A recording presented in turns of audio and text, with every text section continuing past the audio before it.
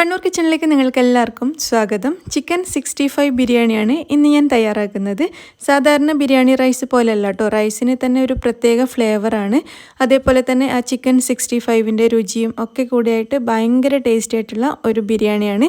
എല്ലാവരും ട്രൈ ചെയ്ത് നോക്കാൻ മറക്കരുത്. ഒരു പ്രാവശ്യമെങ്കിലും ഈ ബിരിയാണി നിങ്ങളൊന്ന് കഴിച്ചു നോക്കണം.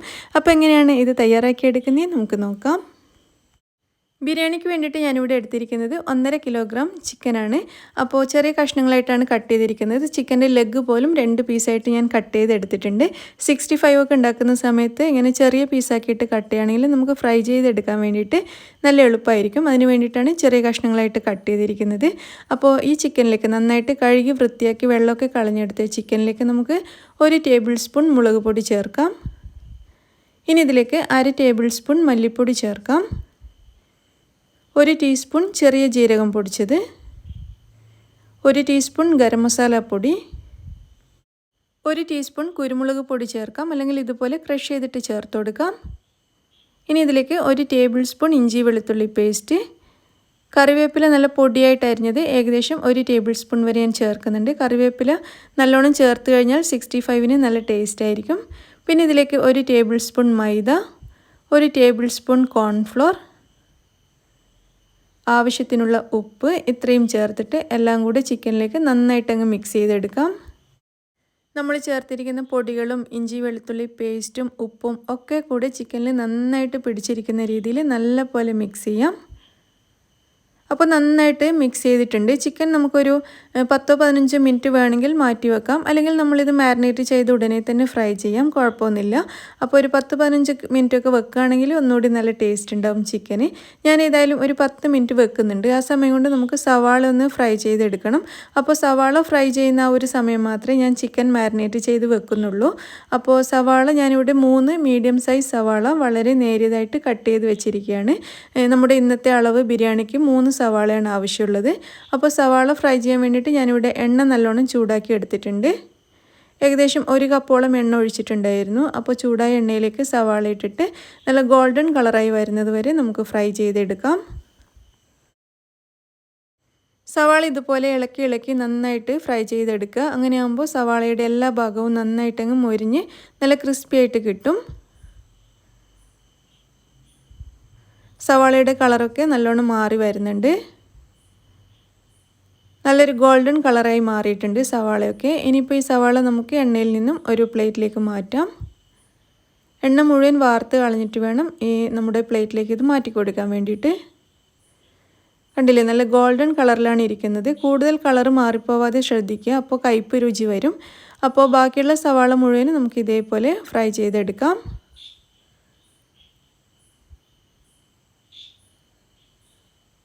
അങ്ങനെ നമ്മുടെ സവാള മുഴുവനും നല്ലോണം ഫ്രൈ ചെയ്തെടുത്തിട്ടുണ്ട്. മുഴുവനും പ്ലേറ്റിലിട്ടതിന് ശേഷം ഇതേപോലെ കൈവച്ചിട്ട് നന്നായിട്ട് പൊടിച്ചെടുക്കുക. നമ്മൾ തലശ്ശേരി ബിരിയാണിക്കൊക്കെ ഉപയോഗിക്കുന്ന പോലെ നല്ല പോലെ അങ്ങ് പൊടിച്ചെടുത്തിട്ട് ഈ സവാള നമുക്കിവിടെ മാറ്റി വെക്കാം. എന്നിട്ട് നമ്മൾ സവാള ഫ്രൈ ചെയ്തെടുത്ത എണ്ണ തന്നെയാണ് നമ്മൾ ചിക്കൻ ഫ്രൈ ചെയ്യാൻ വേണ്ടിയിട്ടും ഉപയോഗിക്കുന്നത്. അപ്പോൾ നമ്മുടെ ചിക്കൻ ഏകദേശം ഒരു 10 മിനിറ്റ് വരെ മാരിനേറ്റ് ചെയ്ത് വെച്ചിട്ടുണ്ടായിരുന്നു സവാള ഫ്രൈ ചെയ്യുന്ന ഒരു സമയം വരെ. അപ്പോൾ ഈ എണ്ണയിലേക്ക് ഇനി നമ്മുടെ ചിക്കൻ കഷ്ണങ്ങൾ വെച്ചിട്ട് നല്ലപോലെ ഫ്രൈ ചെയ്തെടുക്കാം.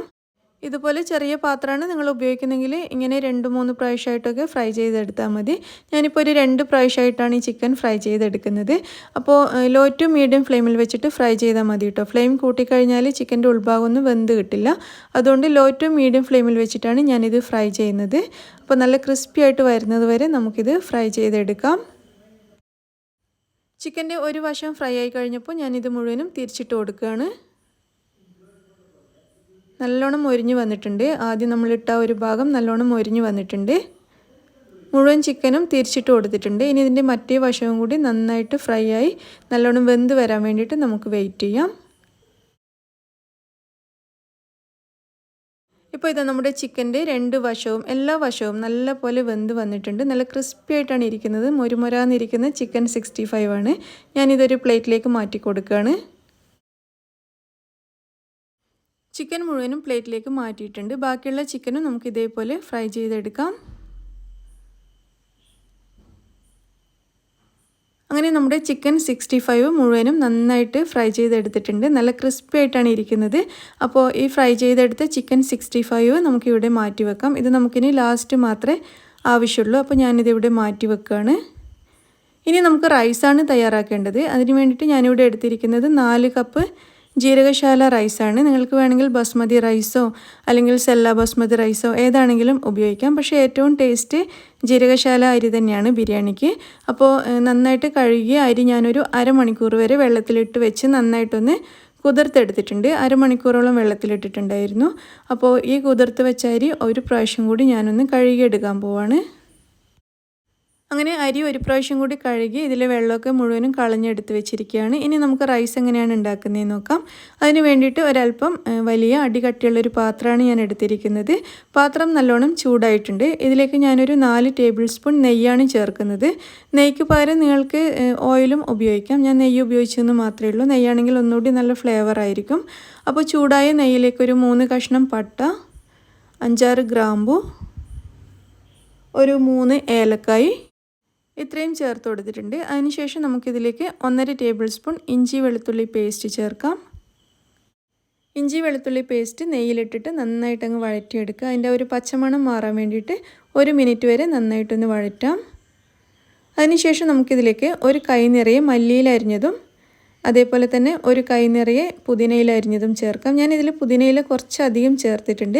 മല്ലിയിലേക്കാളും കുറച്ചധികം ചേർത്തിട്ടുണ്ട്. അപ്പോൾ നിങ്ങൾക്ക് പുതിനയിലയുടെ ആ ഒരു ഫ്ലേവർ ഇഷ്ടമാണെങ്കിൽ ധാരാളം ചേർത്ത് കൊടുക്കാം, അല്ലെങ്കിൽ കുറച്ച് ചേർത്താൽ മതി. എന്നിട്ട് നല്ലപോലെ അങ്ങ് വഴറ്റിയെടുക്കാം. അതിനുശേഷം ഇതിലേക്ക് ഞാനൊരു 6 കപ്പ് വെള്ളമാണ് ചേർക്കുന്നത്. ചൂടുവെള്ളമൊന്നുമല്ല കേട്ടോ, സാധാരണ വെള്ളമാണ്. 6 കപ്പാണ് ചേർക്കുന്നത്. 4 കപ്പ് അരിക്ക് 6 കപ്പ് വെള്ളമാണ് വേണ്ടത്. അതായത് 1 കപ്പ് അരിക്ക് 1.5 കപ്പ് എന്നുള്ള രീതിയിലാണ് വെള്ളം എടുക്കേണ്ടത്. അതിനുശേഷം ആവശ്യത്തിനുള്ള ഉപ്പ് ചേർക്കുക. എന്നിട്ട് നല്ലപോലെ അങ്ങ് മിക്സ് ചെയ്തെടുക്കാം. നന്നായിട്ട് മിക്സ് ചെയ്തതിന് ശേഷം നമുക്കിതിവിടെ അടച്ച് വെക്കാം. നല്ലോണം തിളച്ച് വരാൻ വേണ്ടിയിട്ട് വെയിറ്റ് ചെയ്യാം. അപ്പോൾ ഇത് നമ്മൾ തിളക്കാൻ വെച്ച വെള്ളം നല്ലോണം തിളച്ച് തുടങ്ങിയിട്ടുണ്ട്. ഇനി നമ്മൾ നേരത്തെ കഴുകി വെള്ളമൊക്കെ കളഞ്ഞെടുത്ത് വെച്ച അരി മുഴുവനായിട്ട് ഇതിലേക്ക് ചേർക്കാം. മുഴുവൻ അരിയും തിളച്ച വെള്ളത്തിലേക്ക് ചേർത്തിട്ടുണ്ട്. അതിനുശേഷം അരി ഈ വെള്ളത്തിലേക്ക് നല്ലപോലെ അങ്ങ് മിക്സ് ചെയ്ത് കൊടുക്കാം.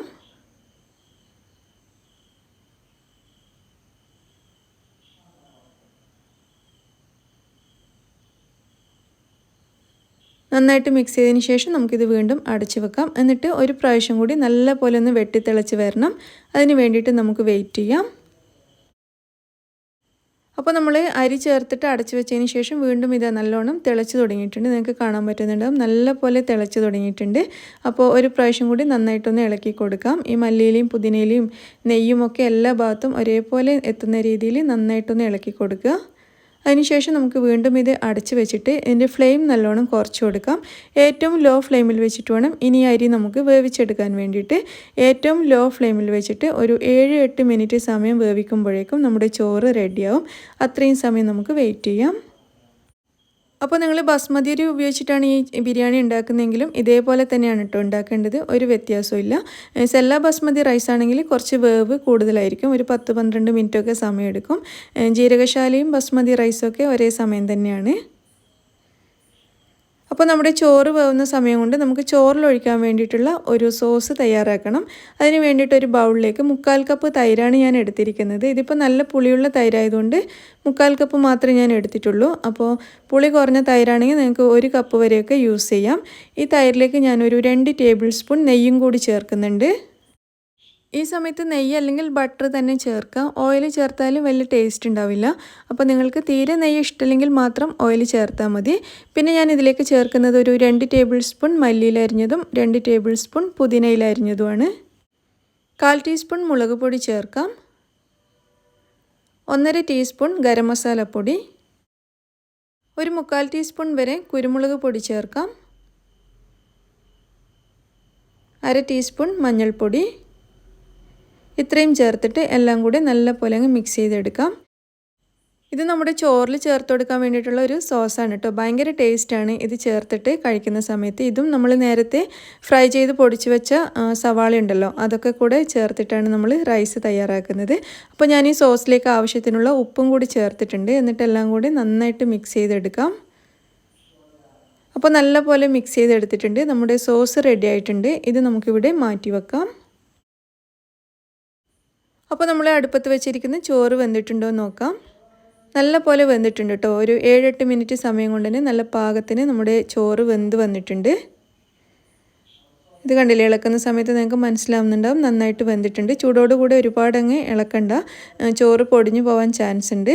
അപ്പോൾ ഞാൻ ഈ ചോറിൻ്റെ പകുതി ഒരു ബൗളിലേക്ക് മാറ്റുകയാണ്. നമ്മളിനി ദം ചെയ്യാനാണ് പോകുന്നത്. അതിന് വേണ്ടിയിട്ട് പകുതി ചോറ് ഞാനൊരു ബൗളിലേക്ക് മാറ്റിയിരിക്കുകയാണ്. അപ്പോൾ ഇനി ഈ പാത്രത്തിൽ പകുതി ചോറ് മാത്രമേ ഉള്ളൂ. ഇതിലേക്ക് നമ്മൾ ഇപ്പോൾ തയ്യാറാക്കി വെച്ച ഈ തൈരിൻ്റെ മിക്സ് ഉണ്ടല്ലോ, ഇത് ചേർത്ത് കൊടുക്കാം. ഇത് മുഴുവനായിട്ട് തന്നെ ചേർക്കുക. മുഴുവൻ തൈരും ഞാൻ ഈ ചോറിലേക്ക് ചേർക്കുകയാണ്. അതിനുശേഷം നമ്മൾ നേരത്തെ ഫ്രൈ ചെയ്ത് പൊടിച്ചു വെച്ച സവാള മുഴുവനായിട്ട് ഇതിലേക്ക് ഇട്ട് കൊടുക്കാം. അതിനുശേഷം നമ്മൾ ബൗളിൽ മാറ്റി വെച്ച പകുതി ചോറ് മുഴുവനായിട്ട് ഇതിൻ്റെ മുകളിലേക്ക് വീണ്ടും ഇട്ട് കൊടുക്കാം. എന്നിട്ട് നല്ല പോലെ ഒന്ന് നിരപ്പാക്കി കൊടുക്കാം. ഒരേപോലെ ഒന്ന് നിരത്തി കൊടുത്തതിന് ശേഷം നമുക്കിത് വീണ്ടും അടച്ചു വെക്കാം. എന്നിട്ട് 5 മിനിറ്റ് ചെറിയ തീയിൽ ഒന്ന് ദം ചെയ്തെടുക്കാം. നമ്മൾ സാധാരണ ബിരിയാണി ദം ഇടുന്ന പോലെ ഒരുപാട് സമയമൊന്നും വേണ്ട. ഒരു 5 മിനിറ്റ് നമുക്കിതൊന്ന് ചൂടാക്കിയെടുക്കാം. ചെറിയ ഫ്ലെയിമിൽ വെച്ചിട്ട് ഒന്ന് ചൂടാക്കിയെടുക്കാം. ഒരു 5 മിനിറ്റൊക്കെ കഴിഞ്ഞിട്ടുണ്ട് നമ്മൾ ബിരിയാണി ഒന്ന് ചൂടാക്കാൻ വേണ്ടി വെച്ചിട്ട്. ഇപ്പോൾ നല്ല പോലെ ചൂടായി ഒന്ന് ദമ്മായിട്ട് വന്നിട്ടുണ്ടാവും. അപ്പോൾ ഞാനിത് അടുപ്പത്തുനിന്ന് മാറ്റിയിട്ട് നിങ്ങൾക്ക് കാണിച്ചു തരാം. ഞാൻ ഈ റൈസ് അടുപ്പത്തുനിന്ന് മാറ്റുകയാണ്. എന്നിട്ട് നമുക്ക് തുറന്ന് നോക്കാം. അപ്പോൾ നമ്മുടെ ചോറ് ഇവിടെ റെഡി ആയിട്ടുണ്ട് കേട്ടോ. ഒരു 5 മിനിറ്റ് കൂടി ചൂടാക്കി എടുത്തതിന് ശേഷം നമ്മുടെ ചോറ് റെഡി ആയി കഴിഞ്ഞു. അതുപോലെ തന്നെ നമ്മൾ നേരത്തെ ഫ്രൈ ചെയ്ത് വെച്ച 65 ഇവിടെ എടുത്ത് വെച്ചിട്ടുണ്ട്. അപ്പോൾ നമുക്ക് ആദ്യം ഒരു ബൗൾ എടുത്തിട്ട് അതിലേക്ക് നമ്മൾ ഫ്രൈ ചെയ്ത് വെച്ച ചിക്കൻ 65 ഇട്ട് കൊടുക്കണം. ആദ്യം കുറച്ച് മല്ലിയില അരിഞ്ഞതും പുതിനയില അരിഞ്ഞതും കൂടി ഏറ്റവും താഴെയായിട്ട് ഇട്ടിട്ടുണ്ട്. അതിൻ്റെ മുകളിലേക്ക് നമ്മുടെ ചിക്കൻ 65 ഇട്ട് കൊടുക്കാം. അതിനുശേഷം ഇതിൻ്റെ മുകളിലേക്ക് നമുക്ക് ചോറാണ് ഇട്ട് കൊടുക്കേണ്ടത്. അപ്പോൾ ചോറ് ഇടുന്നതിന് മുന്നേ ഇതേപോലെ നന്നായിട്ടൊന്ന് മിക്സ് ചെയ്തെടുക്കാൻ ശ്രദ്ധിക്കുക. നമ്മളിതിൽ ചേർത്തിരിക്കുന്ന ഒരു സോസും അതേപോലെ തന്നെ ഫ്രൈ ചെയ്ത സവാളയും ഒക്കെ കൂടി നന്നായിട്ടൊന്ന് മിക്സായി വരണം. അപ്പോഴാണ് നമ്മുടെ റൈസിന് നല്ലൊരു ടേസ്റ്റ് കിട്ടുന്നത്. അപ്പോൾ നല്ല പോലെ ഒന്ന് മിക്സ് ചെയ്തതിന് ശേഷം ഈ ചിക്കൻ്റെ മുകളിലേക്ക് നമുക്ക് റൈസ് ഇട്ട് കൊടുക്കാം. നിങ്ങൾക്ക് ഇഷ്ടമുള്ളതുപോലെ ഇത് വിളമ്പാട്ടോ. ഇതുപോലെ തന്നെ ചെയ്യണമെന്ന് നിർബന്ധമൊന്നുമില്ല. ഇങ്ങനെ ചെയ്ത് കഴിഞ്ഞാൽ കാണാൻ നല്ല ഭംഗിയായിരിക്കും. പ്രത്യേകിച്ച് ഗസ്റ്റൊക്കെ ഉണ്ടെങ്കിൽ നമുക്ക് ടേബിളിലൊക്കെ കൊണ്ടുവെക്കുന്ന സമയത്ത് നല്ല ഭംഗിയായിരിക്കും കാണാൻ വേണ്ടിയിട്ട്. അപ്പോൾ ഈ ബൗളിൽ നിറയെ ഞാൻ ചോറ് വിളമ്പിയിട്ട് നല്ല പോലെ ഒന്ന് നിരത്തി കൊടുത്തിട്ടുണ്ട്. ഇനി ബൗളിൻ്റെ മുകളിലേക്ക് ബൗളിനേക്കാളും വീതിയുള്ള ഒരു പ്ലേറ്റ് ഇതേപോലെ വെച്ചിട്ട് നമുക്ക് ഈ ചോറ് തിരിച്ചിട്ട് കൊടുക്കാം. സൂക്ഷിച്ച് തിരിച്ചിട്ട് കൊടുക്കുക. അതിനുശേഷം ഈ ബൗൾ നമുക്ക് മാറ്റാം. ഇപ്പോൾ കണ്ടില്ലേ, നമ്മുടെ നല്ല ടേസ്റ്റി ആയിട്ടുള്ള ചിക്കൻ 65 ബിരിയാണി ഇവിടെ റെഡി ആയിട്ടുണ്ട്. നല്ല ഭംഗിയാണ് കാണാൻ വേണ്ടിയിട്ട്. അതേപോലെ തന്നെ ഭംഗിയേക്കാളും നമുക്ക് ഇതിൻ്റെ പ്രത്യേകത കഴിക്കാനുള്ള ഒരു രുചി തന്നെയാണ്. ചിക്കൻ 65 ഇഷ്ടമില്ലാത്ത ആരും തന്നെ ഉണ്ടാവും തോന്നില്ല. എനിക്ക് ഭയങ്കര ഇഷ്ടമാണ് കേട്ടോ. ചിക്കൻ്റെ കുറേ ഐറ്റംസ് നമ്മൾ ഉണ്ടാക്കുന്നുണ്ടെങ്കിലും 65 ഒരു പ്രത്യേക ഇഷ്ടമാണ്. അതിൻ്റെ ഒരു ബിരിയാണിയുടെ കൂടെയും കൂടി കഴിക്കാനാണെങ്കിൽ പറയാനേ ഇല്ല. എല്ലാവരും ട്രൈ ചെയ്ത് നോക്കുക. എല്ലാവർക്കും തീർച്ചയായും ഇഷ്ടപ്പെടുന്ന ഒരു റെസിപ്പിയാണ്. അപ്പോൾ നിങ്ങൾക്ക് വീഡിയോ ഇഷ്ടമായിട്ടുണ്ടെങ്കിൽ എപ്പോഴും പറയാറുള്ളത് പോലെ നിങ്ങളുടെ ഫ്രണ്ട്സിനും റിലേറ്റീവ്സിനും ഒക്കെ ഒന്ന് ഷെയർ ചെയ്ത് കൊടുക്കുക. ചാനൽ ഇതുവരെയും സബ്സ്ക്രൈബ് ചെയ്തിട്ടില്ലെങ്കിൽ ഒന്ന് സബ്സ്ക്രൈബ് ചെയ്തേക്കണേ. താങ്ക്